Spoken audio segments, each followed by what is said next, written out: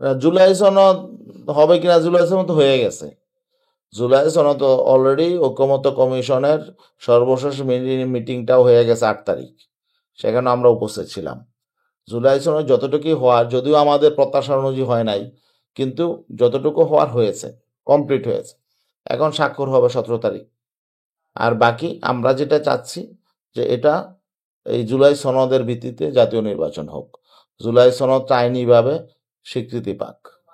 তো সেটারও প্রসিডিউর হচ্ছে, সেই সেই বিষয়টা এগিয়ে যাচ্ছে এবং রাজনৈতিক দলগুলো একমত হয়েছে যে জুলাই সনদ বাস্তবায়নের জন্য এবং এটা যাতে একটা মজবুত আইনি ভিত্তি বা সেই জন্য গণভোট হবে, এটাও হয়েছে।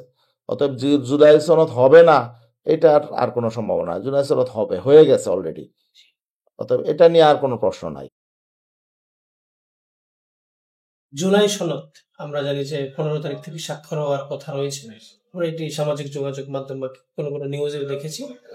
তো জুলাই সনদ কি আদৌ হবে কিনা, অনেকেই বলছেন যে এই নির্বাচন ফেব্রুয়ারিতে হতেও পারে, নাও হতে পারে। যে নির্বাচন আদৌ হবে কিনা এই বিষয়টি যদি একটু ক্লিয়ার করে বলতেন।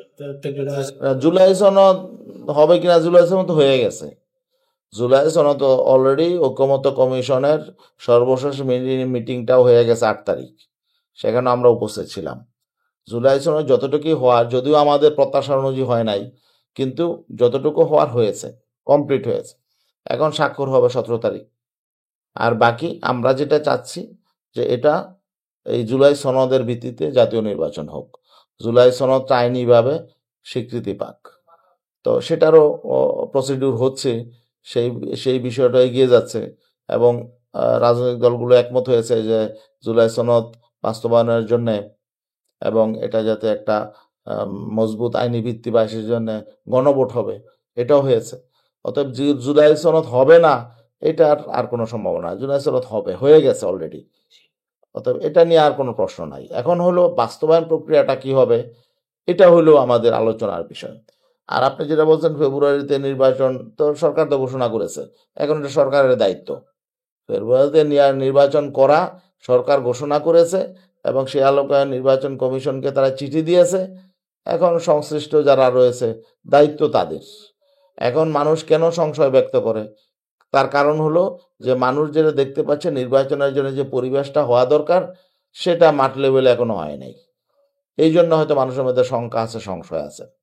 এবং আমরা যে সমস্ত যৌক্তিক বিষয় নিয়ে আমরা আন্দোলনে আছি, এটা মানুষ মনে করছে যে এটা যৌক্তিক, এই বিষয়গুলো সমাধান না হয়ে নির্বাচন হওয়াটা ঠিক না। এই জন্য হয়তো মানুষের মধ্যে সংশয় শঙ্কা আছে। তো শঙ্কা কেটে যাওয়া উচিত।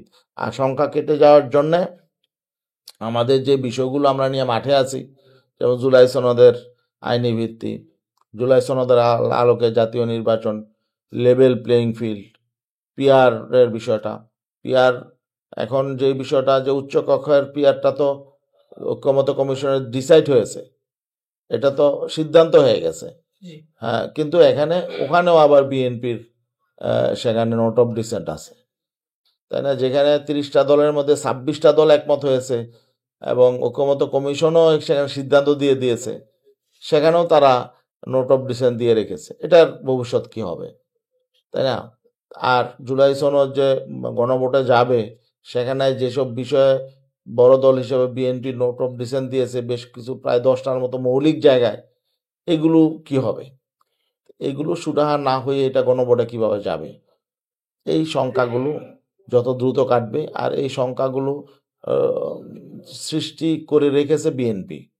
এখন তারাই বেশি নির্বাচনের কথা বলে, আর নির্বাচনের পথে বিভিন্ন প্রতিবন্ধক তারাই তৈরি করে রেখেছে, তাই না? আবার তারাই বলে যে অন্যরা নির্বাচন চায় না, নির্বাচন বিলম্বিত করতে চায়।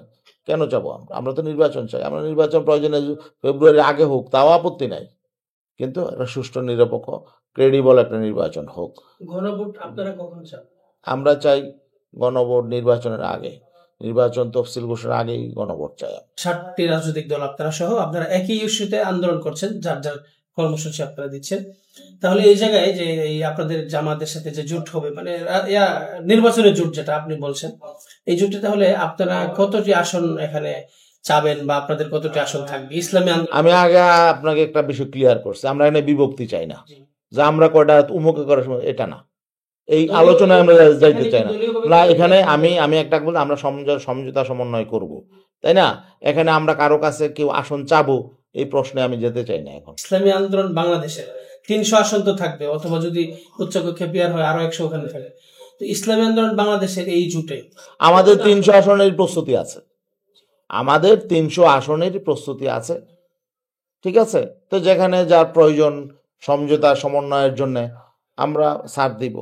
ঢাকা বিশ্ববিদ্যালয় ডাকসু নির্বাচন এবং জাকসু নির্বাচন, এখানে ছাত্র শিবির ভালো করেছে তারা। এখানে ইসলামী আন্দোলন বাংলাদেশের যে সমর্থিত ছাত্র সংগঠন ইসলামী ছাত্র আন্দোলন বাংলাদেশ, তারা কেন ভালো করতে পারে না, এবং সামনে যে নির্বাচনগুলো আছে ওখানে তাদের কেমন? ডাকসু নির্বাচনের সাথে জাতীয় নির্বাচনের কোনো সম্পর্ক নাই, ঠিক আছে? সেখানে ডাকসু নির্বাচনে আমাদের ছাত্র আন্দোলনের জন্মের আরো সেই 20 বছর আগে থেকে মানে ছাত্র শিবিরের কাজ সেখানে আছে। এর আগেও তাদের ভিন্ন নামে কাজ ছিল, তাই না? আর এখন আমাদের ছাত্র আন্দোলনের কাজই শুরু হয়েছে, খুব বেশি দিন হয় না। অতএব সেটার সাথে জাতীয় নির্বাচনের কোনো সম্পর্ক নাই। সেটার ফলাফলের দিয়ে জাতীয় নির্বাচনের ফলাফল মূল্যায়নের কোনো মানে হয় না। এখন আপনি যদি বলেন ডাকসু নির্বাচনে তো দেখা গেল ছাত্র দলের চেয়ে প্রায় দ্বিগুণের বেশি ভোট পাইছে ছাত্র শিবির। আসলে জাতীয় নির্বাচনে কি সেই বাস্তবতা আছে? তাই না? সেটা তো না। হ্যাঁ, জাতীয় নির্বাচনে অবশ্যই ইসলামপন্থীরা এখানে বিজয় পাবে, বেশি বিজয় পাবে। তার অর্থ এই না যে বিএনপি তাদের অর্ধেক ভোটও পাবে না, এটা তো বাস্তবতা না। অতএব এটা আমাদেরকে মূল্যায়নে নিতে হবে, বাস্তবতা চিন্তা করতে হবে। আপনি বলছেন যে আগামী ভোটের আগে যাতে ইসলাম পন্থীদের ভোট যাতে একটি বাক্সে যায়। আমরা আবার দেখছি যে হেফাজতের যিনি আমির রয়েছেন আল্লামা মুহিবুল্লাহ বাবুনগরী, উনি বলছেন যে জামায়াতকে ভোট দিলে ভোট দেওয়া যাবে না, তাদেরকে ভোট দিলে মসজিদ মাদ্রাসা বিশেষ করে কওমি মাদ্রাসা ক্ষতিগ্রস্ত হবে। আসলে কি এরকম কোনো আশঙ্কা আছে কিনা? উনি মুরব্বী মানুষ, হেফাজতের আমির, আমাদের একেবারে খুব অনেক শ্রদ্ধার মানুষ।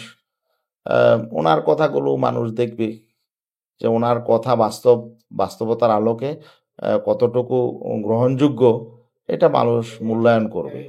আর আমি মনে করি হেফাজতের নেতা যেহেতু হেফাজত একটা অরাজনৈতিক সংগঠন, কে কাকে ভোট দিবে এটা মনে হয় ওনাদের দায়িত্ব না বলাটা, কারণ তাতে তো ওনারা একটা রাজনৈতিক পক্ষ হয়ে যায়, তাই না? তো তারপরেও ওনারা মুরব্বী মানুষ, ওনারা ভালো বোঝেন, আমাদের চেয়ে অনেক ভালো বোঝেন, তাই না? কিন্তু ওনারা ওনাদের অবস্থান থেকে আমরা ওনাদেরকে শ্রদ্ধা করি, সম্মান করি, সবাই শ্রদ্ধা সম্মান করে। সম্মানের জায়গাটা আমাদের ঠিক রাখা উচিত, এটা আমরা মনে করি। কারণ ওনারা যদি বইলা দেয় উমুকরে ভোট দিয়ে না উমুকরে ভোট দেন, তাহলে দেখা যাবে হেফাজতের মহাব্বত যারা করে এরাও হয়তো দেখা যাবে ওনাদের কথা অনুযায়ী চলতে পারবেন না। এত করে কিন্তু তাদের চেন অফ কমান্ডটা নষ্ট হয়ে যাবে, তাই না? হেফাজতের মধ্যে বিভিন্ন চিন্তার লোক আছে, অরাজনৈতিক সংগঠন। এখানে হেফাজতটা অনেকটা তাবলিগ জামাতের মতো, তাবলিগ জামাতে সকল দলের লোক আছে, তাই না? তো হেফাজতে ইসলাম এরকম।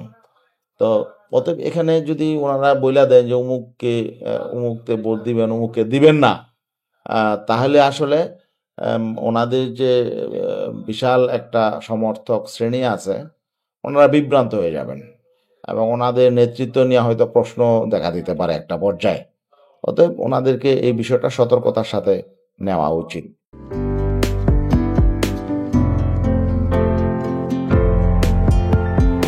পহেলা জানুয়ারি 2025 ইউটিউব জার্নালিজমের অগ্রদূত changetv.press 6 বছর পেরিয়ে পা রাখল গর্বিত আমি অত্যন্ত আনন্দিত হলাম যে চেঞ্জ টিভি আগামী কয়েকদিনের মধ্যেই 6 বছর পূর্ণ করবে। আর হাঁটি হাঁটি পা পা করে চলা শুরু করে এখন সে বেশ দৌড়াদৌড়ি করছে বলা যেতে পারে। ও নামটাও অত্যন্ত বলবো যে সিগনিফিক্যান্ট, যে চেঞ্জ, এই গণঅভ্যুত্থান কিন্তু চেঞ্জ চেয়েছে। সেই হিসেবে তোমার টেলিভিশনের তোমার এই চ্যানেলের নামের একটা যথেষ্ট মিল পাওয়া যায়। আমার প্রত্যাশা যে এই গণ অভ্যুত্থানের যে প্রত্যাশা, যে আশা আকাঙ্ক্ষা, চেঞ্জ টিভি সেটিকে এগিয়ে নিয়ে যাবে। তোমাকে শুভেচ্ছা। চেঞ্জ টিভি যারা সম্পৃক্ত আছেন, যারা কর্মী আছেন, সামনে পেছনে সকলকে আমার শুভেচ্ছা।